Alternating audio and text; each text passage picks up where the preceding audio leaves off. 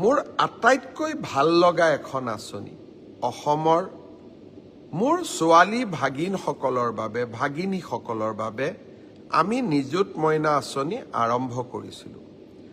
যোৱাবাৰ প্ৰথম বৰ্ষত আমি নিযুত মইনা আঁচনি আগবঢ়ালোঁ। আপোনালোকে সকলোৱে জানে যে এই আঁচনি আমি বছৰত 10 মাহৰ বাবে এই আঁচনিৰ টকা আমি লাভ কৰোঁ। এতিয়া 10 মাহ সম্পূৰ্ণ হ'ব, কিন্তু দ্বিতীয় বছৰতো আমি নিযুত মইনাৰ আঁচনি পাম।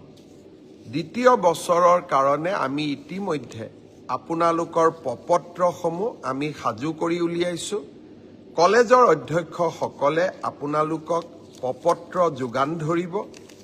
যিসকলে দ্বিতীয় বছৰতো ষ্টাডি কণ্টিনিউ কৰিব খোজে, ড্ৰপ আউট নকৰে, তেওঁলোকক আমি নিযুত মইনা আঁচনি নিৰন্তৰভাৱে আমি দ্বিতীয় বছৰৰ বাবেও যোগান ধৰিম।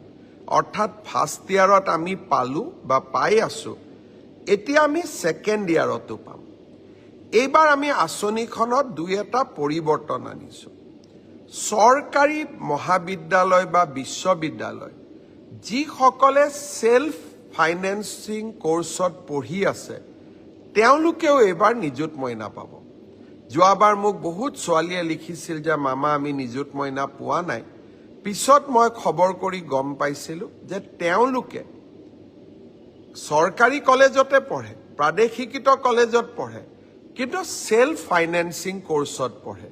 তাৰ বাবে যোৱাবাৰ আমি নিযুত মইনা দিয়া নাছিলোঁ, কিন্তু এইবাৰ আমি ছেল্ফ ফাইনেন্সিং স্কিমত পঢ়া সকলকো আমি নিযুত মইনা আঁচনি দিম।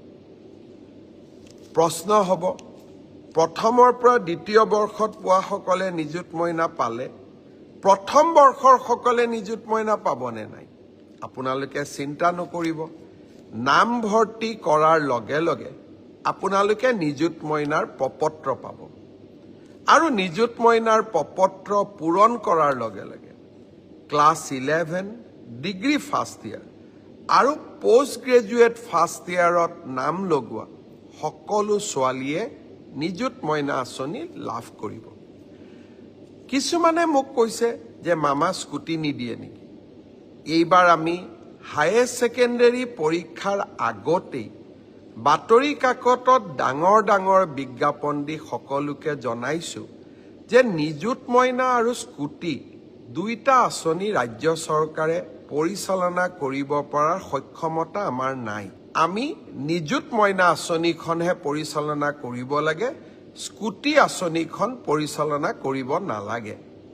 একেবাৰতে বন্ধ কৰি দিলে কোনোবাই বেয়া পাব। সেইকাৰণে এইবাৰ আমি পৰীক্ষাৰ আগতেই সকলোকে কৈছোঁ যে 80% লাভ কৰা ল'ৰা আৰু ছোৱালীকহে এইবাৰ আমি স্কুটি দিম।